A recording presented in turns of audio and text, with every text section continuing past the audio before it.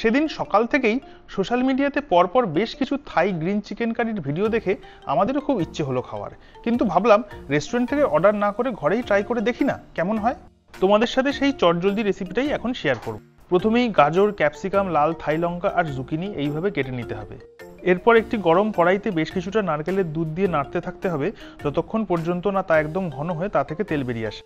তারপরে থাই গ্রিন কারি পেস্ট দিয়ে আরও বেশ কিছুক্ষণ নেড়ে সবকিছু একসাথে ভালো করে ভেজে নিয়ে চিকেনের টুকরোগুলো এর মধ্যে ছেড়ে দিতে হবে।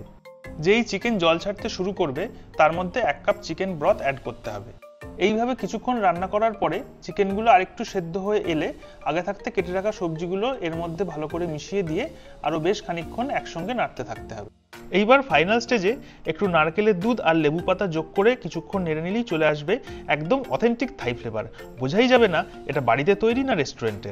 ব্যাস, এবার গরম গরম ভাতের সঙ্গে এনজয় করো।